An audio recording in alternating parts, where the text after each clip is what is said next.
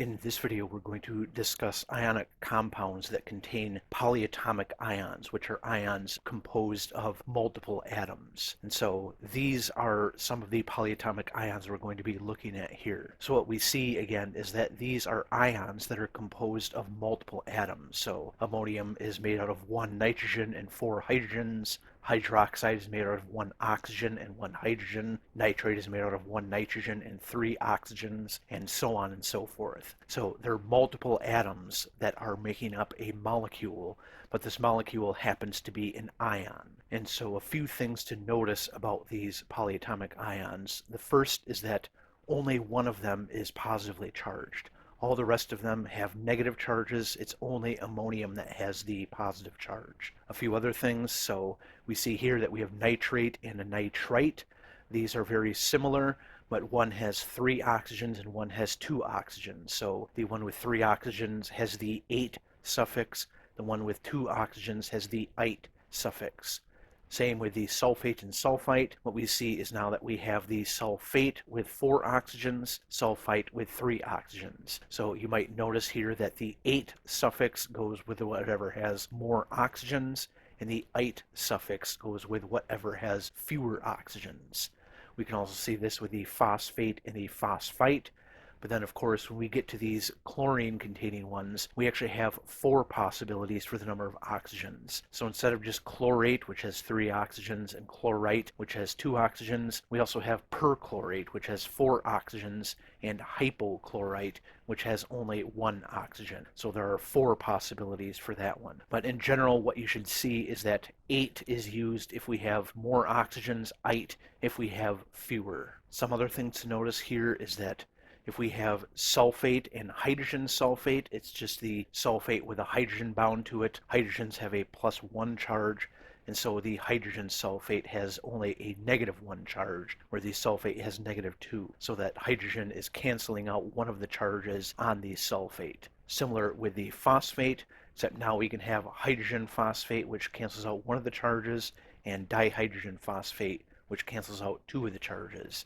So phosphate is -3, hydrogen phosphate -2, dihydrogen phosphate -1. Then same with the carbonate, we can have carbonate which has a -2 and hydrogen carbonate which has a -1. And similarly with the sulfite and hydrogen sulfite. Sulfite has -2, hydrogen sulfite -1. So some pointers when you're thinking about these polyatomic ions is to think about them like they are just a single unit.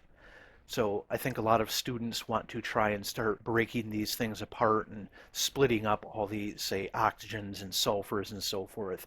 But we want to think about these as a single unit. So we don't want to count charges of each individual atom in the polyatomic ion, only the overall charge of the entire polyatomic ion. So for instance, with phosphate, we have PO4 3-. We do not want to use the fact that oxygen falls under the column with -2 and phosphorus the column with -3. We only want to use that the entire polyatomic ion has an overall charge of -3. So think of the phosphate ion as a name for just a single thing that always remains just one single thing.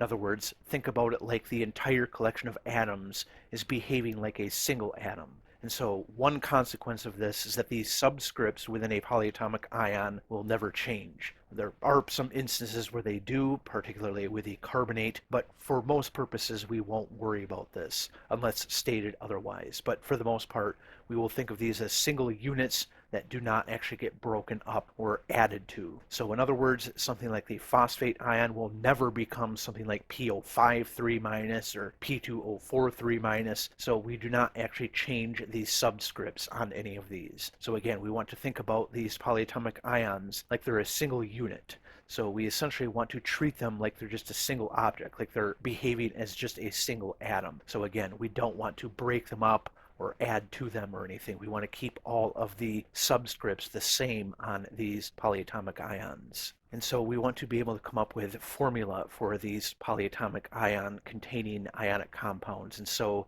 here are the steps for doing that. So the first is, again, to identify the cation and anion. And remember, all polyatomic ions are anions except for ammonium. So you have to be able to watch out for that ammonium. But for the most part, the anion will be the polyatomic ion. Then we want to find the charge of the cation. and we want to find the charge of the polyatomic ion using that table of polyatomic ions or by just memorizing them. So when you're first learning this, you'll probably have to refer to the table, but as you start using them a lot, you start just remembering what they are. So for instance, I have most of them memorized just because I think about and talk about chemistry all the time. But when you're first learning it, you'll probably want to just refer to the table. Then we want to determine how many cations and anions are needed by balancing the charges. So that's just the same as with other ionic compounds. But again, we want to treat the polyatomic ions like they are a single thing. So when we are adding to the number of anions, we want to add entire polyatomic ions. We're not,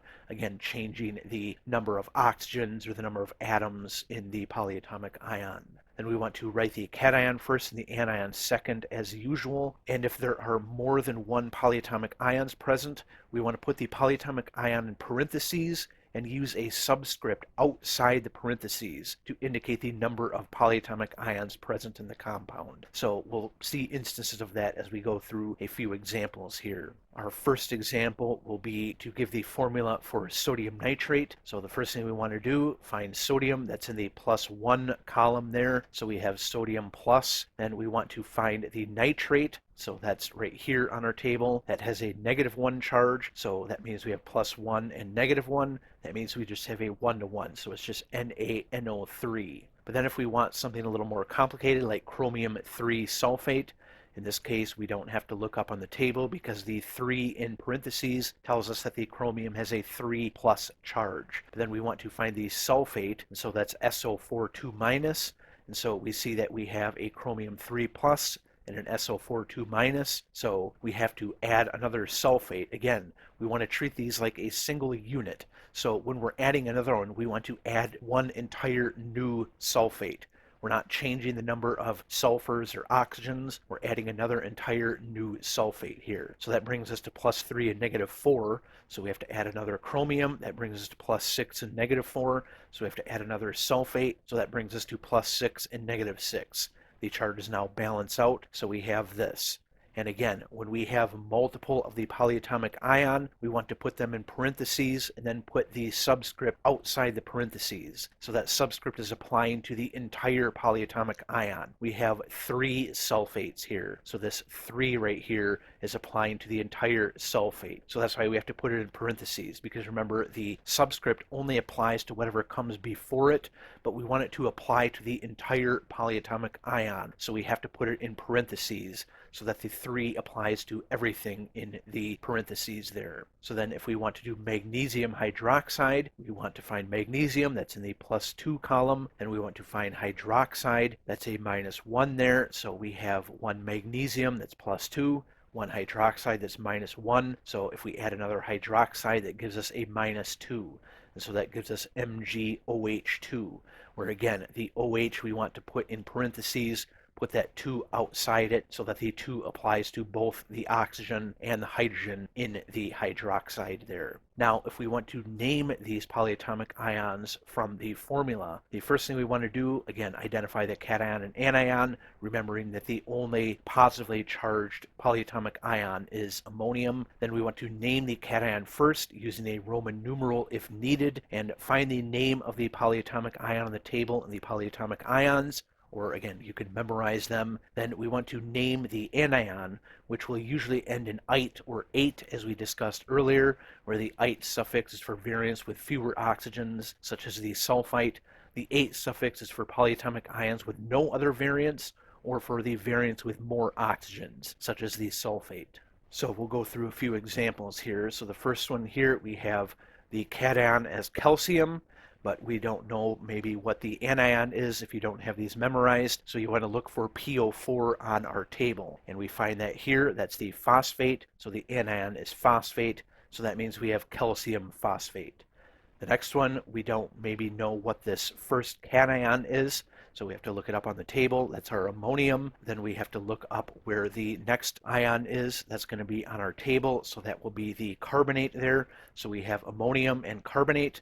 So that gives us the ammonium carbonate as our compound here. So then we can try something like this. So that's copper for the cation. We might not know what the anion is if we don't have this memorized. So we have to look it up on the table. That's the SO4. So that's sulfate. And so we can put that 1 there because now we know that we have sulfate, which is -2. We have 2 coppers. And so the copper must have a charge of +1. So it's copper 1. And that gives us copper 1 sulfate for our compound.